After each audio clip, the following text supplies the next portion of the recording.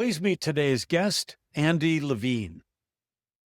No, e-bikes are awesome. Total equalizer. She'll crash you, and crack you up the hills. She'll be ahead of you and wait for you. So no, e-bikes are good. Like my wife, when we're going to the Tour de France next week, and we're going to do Mont Ventoux. Hopefully you'll see us there running up there, and she'll be waiting up top for me, and that's great. And she's yelling, and I'm sucking wind, and so I think the e-bike is great. I ride an e-bike to work. I love it. Like I think e-bikes are awesome. I think more and more people will be on e-bikes. Because that's the technology is just getting better every day. And there's no use of struggling too bad. And it's just more people riding and seeing the world. What happens when a 22-year-old graduates college, moves to France the very next day, and starts leading bike tours through Burgundy vineyards? You get Duvine Adventures, a 30-year success story that's redefined luxury cycling travel. Today, I'm talking with Andy Levine, who took his passion for cycling and wine and turned it into a boutique empire that attracts high-powered clients from around the world. We'll dive into how he built a company culture so strong it survived COVID when hundreds of customers were demanding refunds, how he maintains that boutique feel while scaling globally, and why the travel industry operates more like a supportive community than cutthroat competition. Andy shares the raw truth about those early years, the sleepless nights in French hotels when reservations got canceled, the moments he almost gave up, and the family grit that kept him going. Plus, we'll explore what it really takes to create those unforgettable experiences that customers remember 15 years later. Whether you're building a service business, scaling a passion project, or wondering how to maintain quality while growing, Andy's journey from solo bike guide to leading a 200-person global team offers lessons every entrepreneur needs to hear. And welcome to the show, Andy. So great to see you, man. Good to see you. Thank you for having me. It has been a really long time. So, I'm going to ask you first to tell us. I'd just like to set context. Where are you originally from, and where do you live now? Right. I'm originally from the North Shore of Massachusetts. But lived around the world, but main residence is the south end of Boston. And I'm here right now in our office in Cambridge, Massachusetts. The company that you created back in 1996, let me think, that means you probably were 25 when you did that. Well, actually, I incorporated as an entrepreneur in 96, but I started doing this in like 92. So for all you entrepreneurs out there, you do something called like doing business as, like you're not really sure yet. You got like the foot in. I moved to France the day after I graduated University of Denver. It was June 4th, 1992. June 5th, I was in France riding my bike in the Burgundy vineyard. I was, I was working and doing odd stuff and yada, yada, yada. And finally, started leading tours and doing business as, and then I fully believed that I could do this thing incorporated in 96. So, I paid the $500. I went down to the state house and you get the corporation thing. And when I first knew the organization, it was called Duvine Adventures, I think, right? Well, yeah. I mean, first, actually, good point. First it started as Duvine, two separate words, Duvin. Cycling tours, because it was all about the wine in Burgundy. I was living in Beaune, and it was all about riding your bike to taste Pinot Noir and Chardonnay on the Burgundy coast. So Duvin, some wine bike tour. I couldn't pronounce it. No one could pronounce it. So I put it together, Levine, Andy Levine, Levine, Duvine. So I thought like it's Duvine. So it seemed like one word was better instead of two words because it was complicated. And it was Duvine Adventures. And then years ago, good old rebranding, and you want to you as an entrepreneur and creating a company, what does it say? Because it didn't really, so we made it Duvine Cycling and Adventure Company. So it really said, because no one knew, like Duvine Adventures, if you didn't know it, what does that even mean? But we're very clear of what we do, like behind us cycling. We are Duvine Cycling plus Adventure.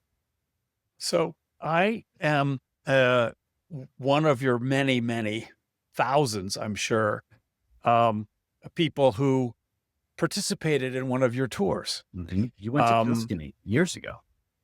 I right? did. I went in 2010. Wow. Too long. So yeah, so 15 years ago. Mm-hmm. And we did the 7-day trip through Tuscany. 6 days, 5 nights, unless you Oh, did an okay. extra day. But all of our trips are Friday to Saturday. Most of them, some 4 day, but they're 6 days is enough. The highlight of the trip was the climb up Montalcino Right. Know because that 6K climb. It's epic. it's pretty epic. Yeah. And I also want to brag for a second because of the whole group of us. And I think there were 14 maybe people. Right. For some reason, I was the only one-legged person on that tour. I'm not sure how that happened. And I made it to the top first. Well, so there's a few amazing things about that. You said 2010, which is how many years ago, Devin? 15. 15. Okay. And you're talking like this is yesterday, which is so awesome about travel.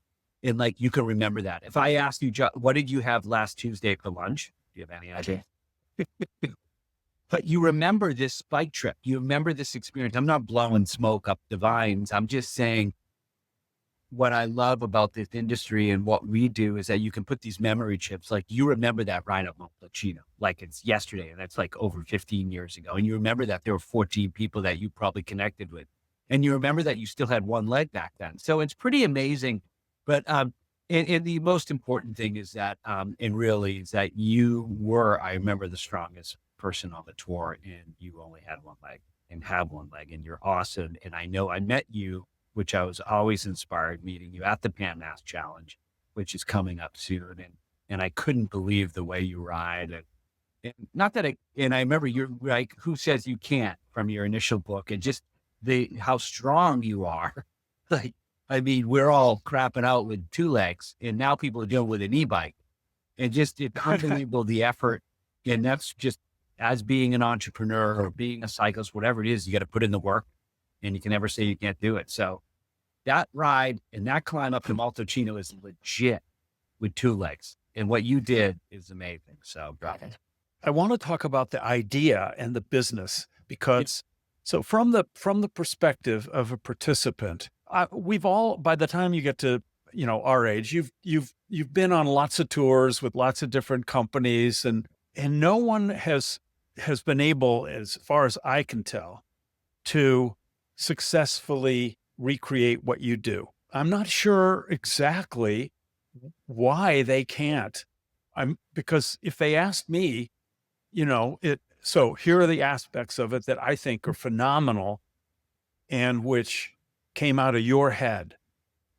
So one, yes, it's a bike tour, and you take care really well of the people that can't do the hills or can't do the distance.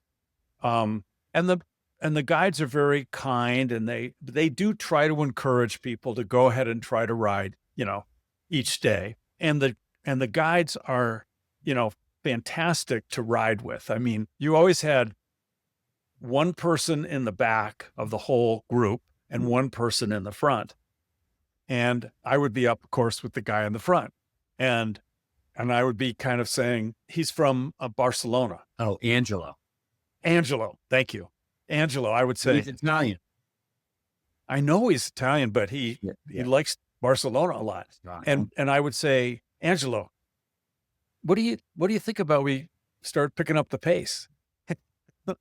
and he felt the pressure, and so he would do it. And then the guy on the far back would say, "You're way too spread out now. Come on, you guys."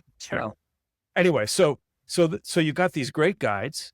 They know not just the route and the safety and things like that, but they knew the wines, they knew the food. They had special places to stop for lunch that they knew the owners of, or you did, and introduced them. Awesome. And there was, you're on these back roads, and you're not ever on, busy roads. And one of the things that's great about Tuscany is that every town is built on the top of a hill because they were trying to protect themselves. Right. And so you climb up for lunch, and then you have, after lunch, you have a straight shot down. And for the first 3 days, we didn't drink anything at lunch. And then we just got more into the Italian way of doing things, and we would have a little bit of wine with lunch. Right. But there's another big hill at the end of the day to get to the sleeping spot. Right. But the good news is that after you've woken up in the morning and had some breakfast, you got a long downhill thing to get the day started. Right. So the routes were incredible. The food was incredible. And you found these hotels that were, Yeah. just a gem that probably aren't rated in, and you probably wouldn't even find them yourself if you were looking at like TripAdvisor. Yeah. So that takes you and a few other people that are out scouting continuously. Mm-hmm. And that's what I think you've built, is this unique kind of thing. And so I just wanted you to take us all back to when you were really a kid, basically, and saw an opportunity. And what gave you the idea that you could do something different? Was it just the biking emphasis, or what was it?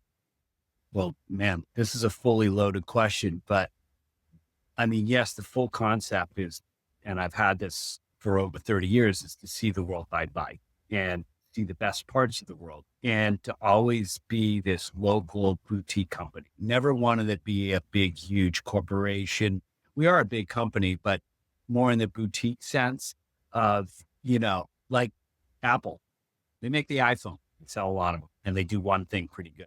I've always said, I want to do Bike Force, and I want to do it really well. I want our whole team to be the best at what we do and to offer the best. And we're not going everywhere. So we still work very hard. I think from way back when you said, when I started, I mean, we were good. I always loved the local connections, loved the connections with the old winemaker, the olive oil maker, the whoever, the artist, the painter, the chef, and the small hotels that, whether they're 5-star or a masseria or a villa, but they have to be, very special to the region where there's a connection with the owner. Like, that stuff people care about. No one really remembers or cares about the person wearing the big tuxedo that has no personality. Like, we all want to, for me at least, and it works for our Duvine and how I want to roll, is to make connections with people and build relationships. And you want to do that on vacation, whether you're sitting at a nice table or you're on a bike ride or in a wine cellar, you're at a hotel or sitting at a pool,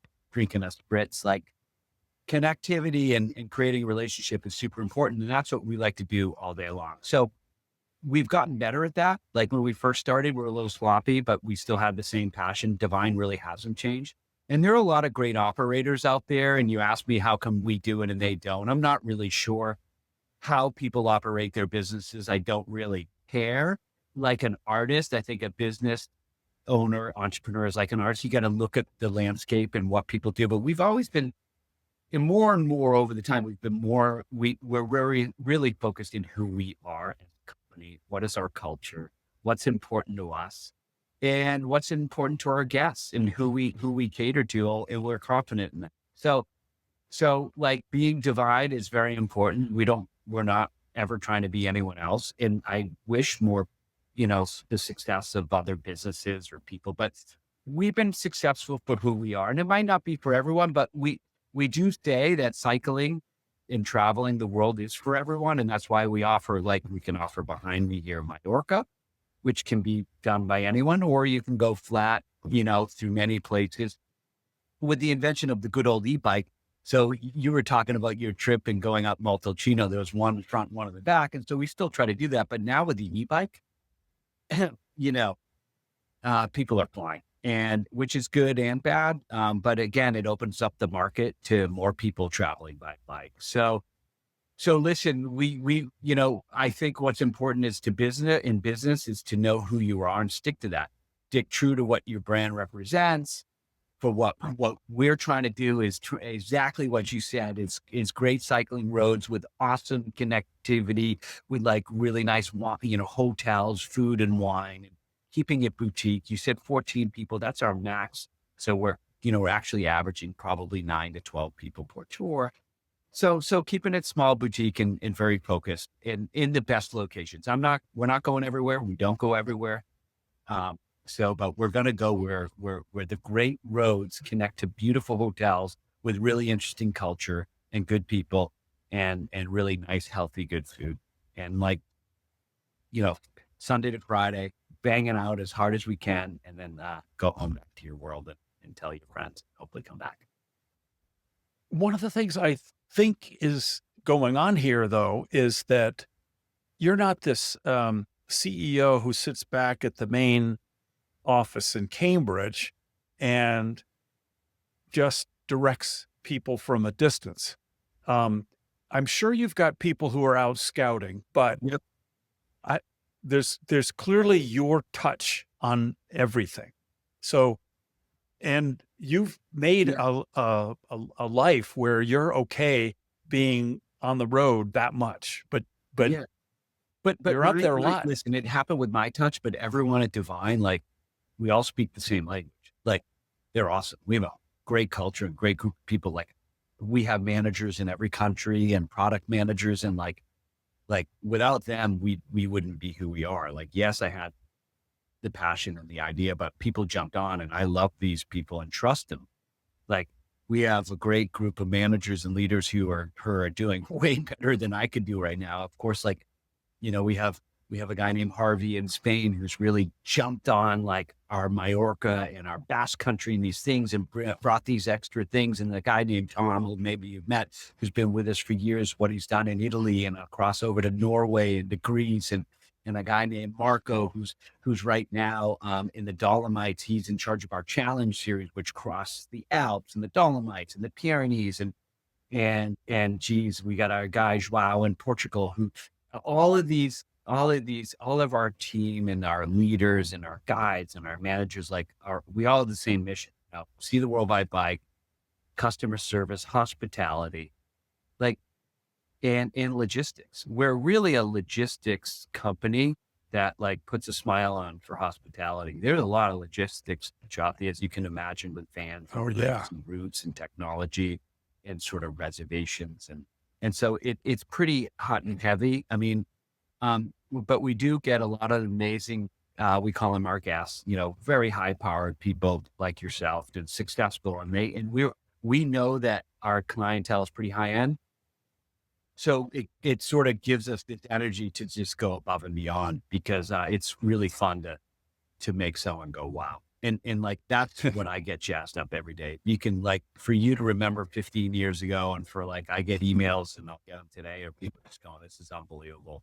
For most people who can have a lot of things in life, it's awesome. And plus we're on bikes, and you love bikes, and that's the greatest thing. We're riding our bike, having fun.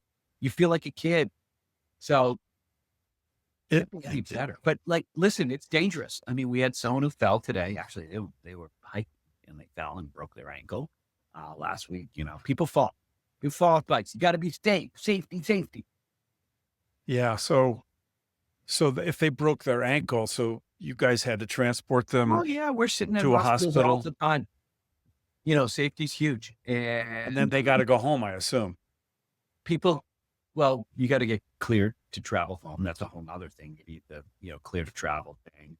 So I don't want to talk too much about all that stuff, but people, listen, we're running a lot of trips every week and a lot of people. So people get hurt. Bikes break. I mean, these are all the whatevers that happen, but that's life. We're dealing with real life. We're running real-time trips on, in real-time nature.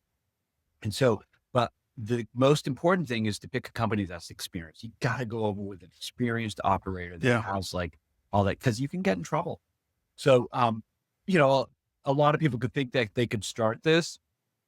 But there are companies out there that, over 30 years and with the experience, we definitely take it very serious. The vacation business is in tourism, you have to take it very seriously. We're dealing with a lot of things, planes, lost baggages. Oh my God. Hi, the podcast you are listening to is a companion to my recent book, Tech Startup Toolkit: How to Launch Strong and Exit Big. This is the book I wish I'd had, as I was founding and running 8 startups over 35 years. I tell the unvarnished truth about what went right and especially about what went wrong. You could get it from all the usual booksellers. I hope you like it. It's a true labor of love. Now back to the show. Do very many people try to ship their own bikes over for the trip? No. On our level 4, when we're crossing the Pyrenees or the Alps or the Dolomites, Swiss Alps, people can, because they feel very comfortable with their fit. But we just have a new fleet in a partnership with Colnago Bikes, which is the bike that's on the podium by Tadej Pogačar. If you're watching the Tour de France right now, that's the bike we have. Basically, it's a really nice Colnago. So, because we don't want, let us deal, let us take care of it. It's full service, that's hospitality and high-end customer service. I don't bring my bike. I have whatever. I like these Colnagos. I like our Cannondales. Our Cannondales are amazing also. So we have we're a bike tour operator, a number 1. So we better have the best damn bike. Plus the e-bikes, our road e-bikes, hybrid e-bikes. So, and we have mechanics in all these countries. You have to take care of your bikes. And that's a huge thing that we've really worked hard on. Cause you can't offer a crappy bike. You can't. So when I travel to Europe, and we almost always try to, when we're in any city, we try to rent, Carol and I try to rent bikes and ride around in the cities. And it's always a little bit of a challenge because I'll tell them, listen, I got to bring my own pedal. Yeah. Because I have to clip in, and I can't risk not clipping in, because I can't ride a bike if I can't clip in, because you got to pull up and push down really hard. You bring your pedals. So I bring my pedals. Or pedal. And pedal, right. And this, we did a trip to, we were doing this river cruise, basically. Yeah. Using Viking from Amsterdam to Budapest. And there were 2 or 3 spots that we wanted to ride bikes. Right. And so one of them, everything worked out great. My pedal fit, but another one, we just really had trouble communicating. And so I also have this Velcro thing, which you wrap it around my foot.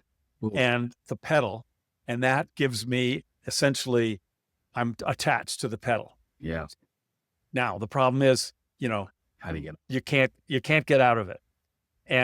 But this was on a tandem. And so Carol was on the back. Oh. And so she's my kickstand, basically. But it's a heavy thing. Oh my God, it was insane, because at every traffic light, she would push, and then I would start cranking, and we're going like this to keep up, right? It was crazy. Yeah. I mean, listen, it's hard. And especially what you're dealing with, that's hard. And boy, you are one tough. But cyclists are tough. We fall, we get up, man. Yeah. Right. So what else? So you're in this general category, of course, of the travel industry and the more maybe niche part of that, which is the adventure part of your name. Mm-hmm. Do you socialize with them? Do you go to meetings with them? Are you part of an industry in that sense? Yep. Well, so there's consortia, or what do they call them? Consortia, or the Virtuoso Travel is this luxury travel network with operators and advisors, and I'm in those. Actually, a cool part about this industry is that travel and tourism, there's a really good world of people. I mean, very close. I have a ton of friends in the industry. And there's Adventure Travel Network. There's this, and there's all these trade shows. There's things called Pure and ILTM, which is like Adventure Travel Markets, and Cannes and Marrakesh. And these are huge. It's a big industry. And the people are great. I have a ton of friends and the networking. What's really cool about the travel industry is that we all take care of each other, like from hotels to travel advisors to operators like us to, we all want to see everyone succeed because we're all supporting each other. So it's a really nice network, and people are polite. They're smart, and they love hospitality. So it's really good I've been on a lot, I've been on boards, and I've been, I've spoke at these things, and I just show up. And so there are a lot of things to go to, and I'm getting a little tired of some of them because, but it's important in any industry to,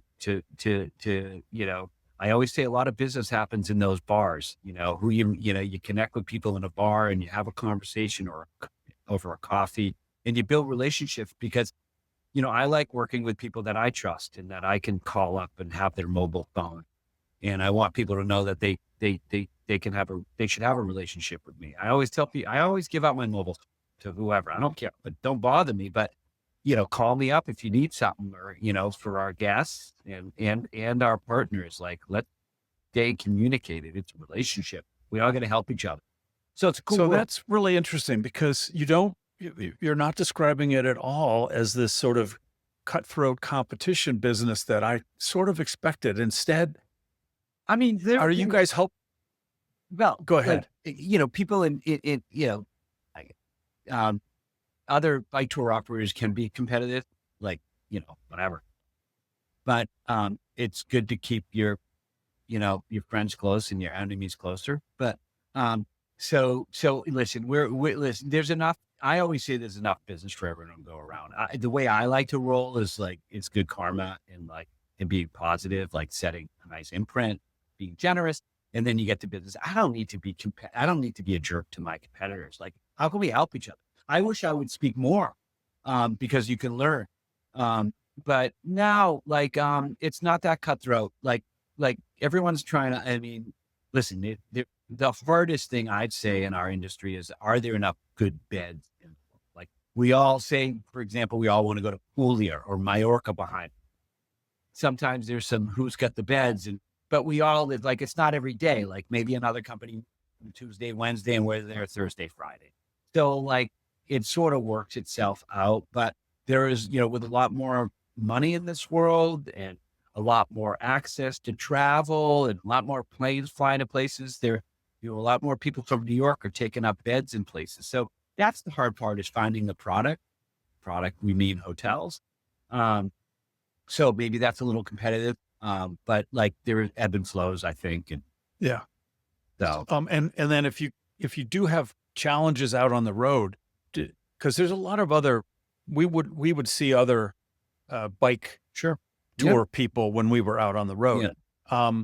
And we never, well, the trip we were on, there was no need to call for help, but do you ever have to, lean on each other, right? No, out there's on the no, road? well, like, we have our own resources and our own, like, protocols for if we need, we never need to call an operator for anything. And no one's really called us for help. We have enough, but, we work within there's none of that going on. Like, we all have enough bikes, I hope. Like, I know that I have enough, and, well, things do get stolen. We just had some bikes stolen last week, sadly, in France. That happens. There's a lot of theft out there. You gotta, and even things are locked and whatever, but vans get broken into.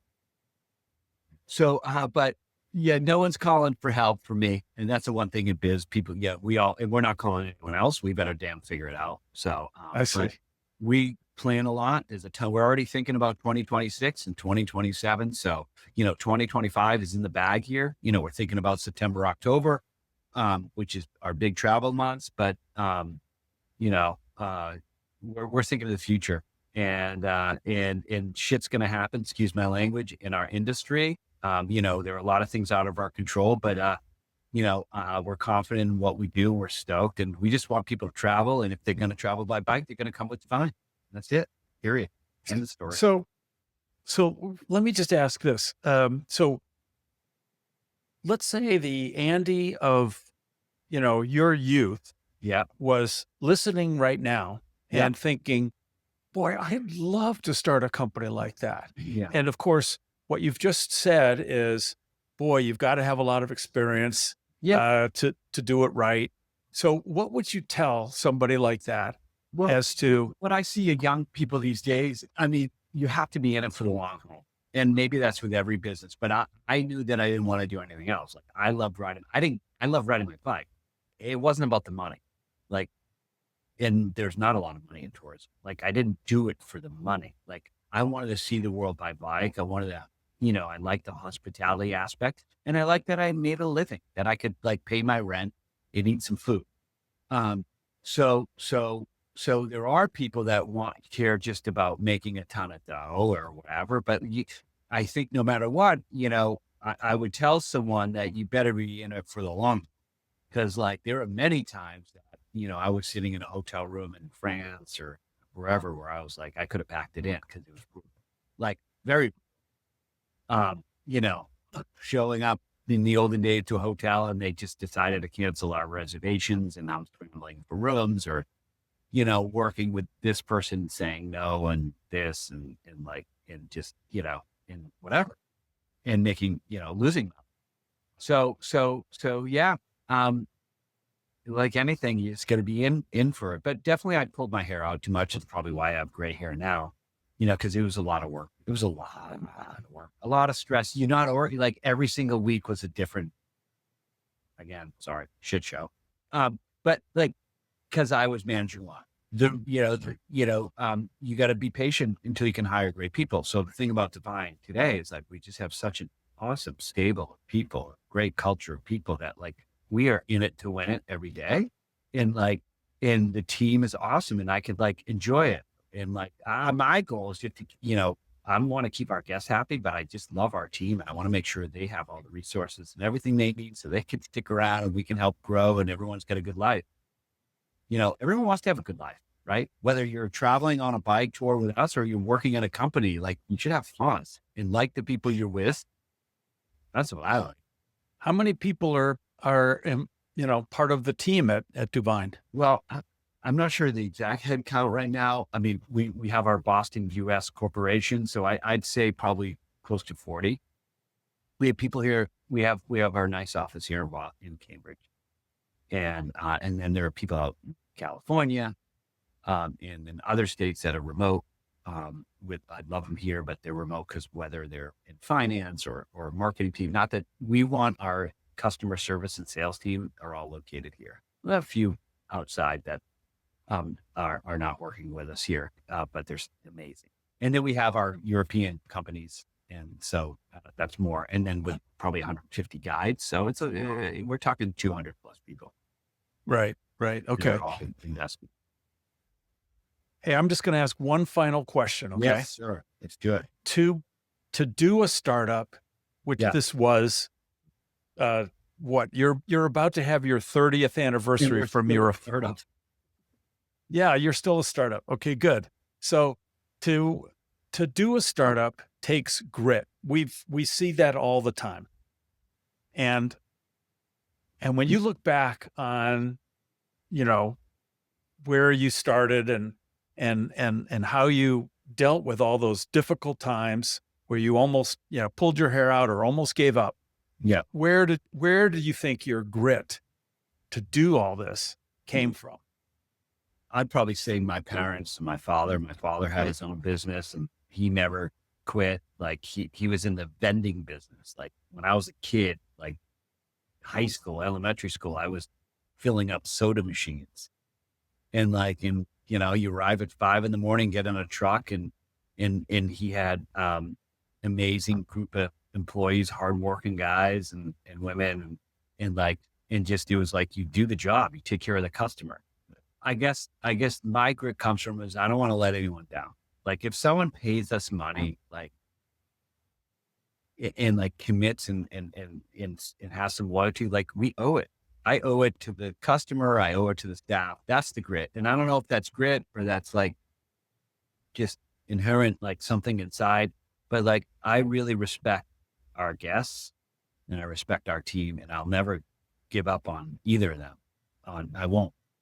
we came close during COVID. I mean, I was on my hands and knees in COVID, and thank God my wife was like, after a few days of crying, she slapped me across the head and kicked me in the ass and said, let's fucking go. Excuse my language. Let's go. We are not giving up. Because, we were almost dying, and it was like watching a child, like to have hundreds of people standing outside your door, like we call it outside the door, but wanting their money. Like, you don't create a business of just handing out money and returning. So that was a little weird. Like us not getting any sales and returning everything. I was like, we're like dying. And so that was huge to be like, we're going to be stronger than ever. And like something just like, oh, you're right. And like, we invested during COVID. We're like, how can we do more? And taking care of the team. And that was a huge moment. And it was a huge moment for our staff and us to like, let's go. And so just, grit, whatever it is. I mean, I try to have it on the bike. And you can't give up when you're riding up a hill. Like, what are you going to do? Once you get to that summit, you know how it is. You've done a lot of amazing things. I know you've swam across Alcatraz. You've done amazing, what it's like when you finish. That's awesome. But while you're doing it, it sucks. And you got to go. But there's nothing like having ice cream and cake and all that fun stuff when you're done and drinking that glass of wine. So seeing the goal line and knowing that you will get there, you have to. And if not, you'll get there the next day. And you keep on getting it. But if you chip away every day, right? And whether it's in business or in sports or whatever, like, you got a goal and you have to. Man, you could have been a coach with the pep talk you just gave. Listen, I like you. I speak from the heart. Like, I don't have anything written down here. Like, you either have it or you don't. And so I try to surround myself with people that have it. And that's our team. Our staff has it. And I get motivated by them. Like, our team is awesome. And those are going to give over to your customers. So if you have a business that has a solid team and listen, I get coached. People, some of my team, I love it. They yell at me, say, shut up, or whatever. No, we're doing this. I'm like, yeah. Hey, listen, you're the man. I want to see you back on a bike. Are you still riding the PMC while I see you then? I will. I do not do the PMC because the amount to raise each year got so big that I do the Proudy up in New Hampshire instead. Oh, I know still that. That's great. It's a great ride. I love the climb. You do two 2,000 foot climbs in the White Mountains. That's awesome. I know that ride. Send us and I can donate and support you. I'd love to. Okay, well, I'll let you know. I love that. I love that ride. And in 3 weeks, I will be doing my 30th Alcatraz swim. Holy, really? Yeah, 30 years. And you haven't been bit by a shark? No. You know why? Because if the shark comes along and he looks at me, he says, oh, somebody's already working on him. Right. 30. Oh man, that's amazing. Congratulations. It's gonna be a big one because the whole family is gonna come and it's gonna be very exciting. And I'm training really hard to get to be, solid at it. I'd love to be on the podium. I really would. But unfortunately, I'm the top of my age group. So that's a disadvantage. There's always something, my man. But yeah. And the podium's good. I like to say podium lifestyle, which means as long as you live a good life and you're going hard, you're on the podium of life. So, that's nice. So live a podium lifestyle. And I can't wait till I have a podcast someday and I'm going to interview you because I got a lot of questions for you while I'm sitting here. Cause the things you've done are pretty inspirational and thank you for hitting me up. I'm glad we're friends and I hope to see you on a bike and keep up always. You're such a great entrepreneur too. Well, listen, my man, thank you. I hope this is thank good. you. You're listening. If you're listeners out there, if you're people, email me, Andy Levine. Okay. Look us up. If I can help, or hit me up on LinkedIn.